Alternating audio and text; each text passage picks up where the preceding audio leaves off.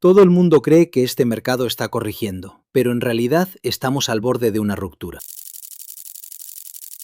Si reduces todo este movimiento a su esencia, lo que tienes delante no es simplemente una corrección, es una de las asimetrías riesgo-beneficio más interesantes del mercado actual.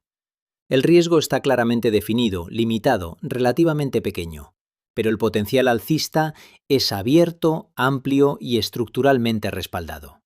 Y eso cambia completamente la forma en la que deberías interpretar lo que está ocurriendo ahora mismo. La clave aquí es entender la naturaleza del movimiento previo. Lo que vimos no fue simplemente un rally especulativo, fue lo que podríamos llamar un impulso de ruptura, un desplazamiento violento tras salir de una estructura técnica de muy largo plazo. En el caso de la plata, hablamos de una formación que se ha estado desarrollando durante décadas. Cuando un activo rompe algo de esa magnitud, es normal que el precio se adelante demasiado rápido, entre en sobrecompra extrema y posteriormente necesite corregir. Y eso es exactamente lo que estamos viendo ahora, una fase de digestión del movimiento. No es un colapso, es un proceso de limpieza. Aquí es donde entra el concepto central, la relación riesgo-beneficio. Si el precio actual está cotizando cerca de niveles clave, el riesgo potencial a la baja se limita a una zona muy concreta, cercana al punto de ruptura anterior. Pero el recorrido al alza no tiene una resistencia estructural clara en el corto o medio plazo. Eso genera una asimetría muy poco común. En términos prácticos, podrías estar asumiendo un riesgo relativamente contenido frente a un potencial que en un escenario alcista sostenido podría multiplicar ese riesgo varias veces. ¿Desde qué país nos estás viendo? Porque este análisis no ocurre en el vacío. Hay un elemento que el mercado aún no termina de descontar correctamente, el contexto macro global, y aquí es donde la situación se vuelve más compleja. Primero, la dinámica de oferta y demanda.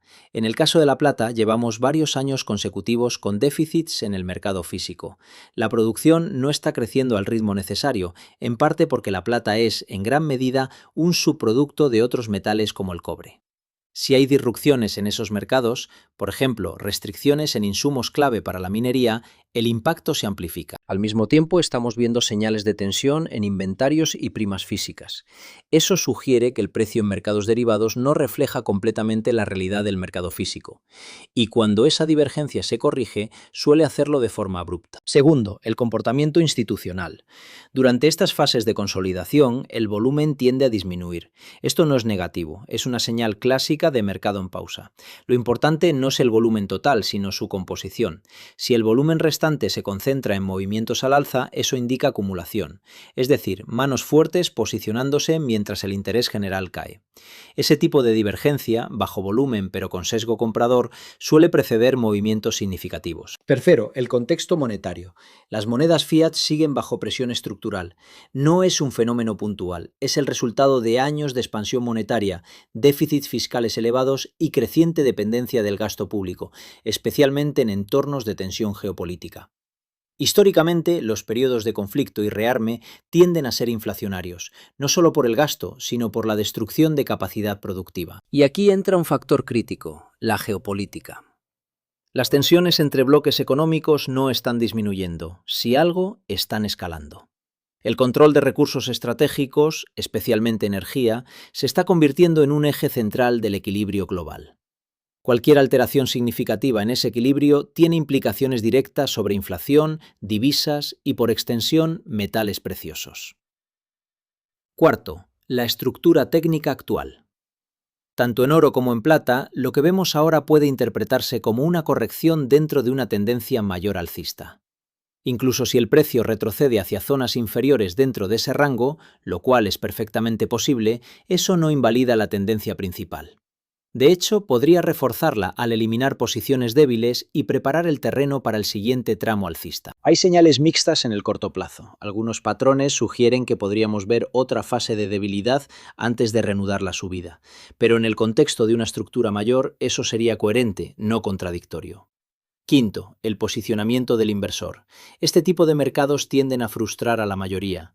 Suben cuando pocos lo esperan y corrigen cuando el sentimiento se vuelve demasiado optimista.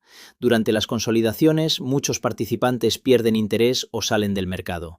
Y es precisamente en esos momentos cuando se construyen las bases del siguiente movimiento. Si miras el comportamiento histórico, verás que las grandes tendencias no se desarrollan en línea recta. Se construyen en fases: impulso, corrección, acumulación y nuevo impulso.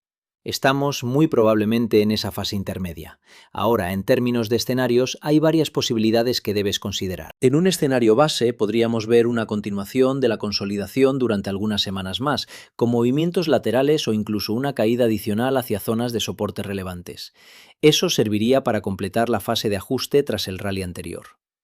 En un escenario alcista, el mercado podría retomar la tendencia antes de lo esperado, impulsado por catalizadores macro, como debilidad del dólar, tensiones geopolíticas o datos inflacionarios, y romper niveles clave, iniciando un nuevo tramo al alza. En un escenario más cauteloso, una corrección más profunda podría extenderse, especialmente si hay un endurecimiento inesperado en condiciones financieras o una liquidación generalizada en otros activos de riesgo. Sin embargo, incluso en ese caso, la estructura de largo plazo seguiría intacta mientras no se rompan niveles críticos.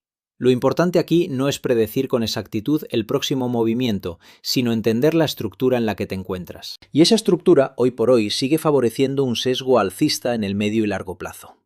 Porque al final esto no va solo de gráficos, va de confianza en el sistema monetario, de escasez de recursos físicos y de cómo los grandes participantes se posicionan antes de que el mercado en general lo entienda. Y cuando alineas todos esos factores, técnicos, fundamentales y macro, lo que emerges no es una señal aislada, es un patrón. Uno que sugiere que lo que hemos visto hasta ahora podría ser solo la primera fase de un movimiento mucho más amplio.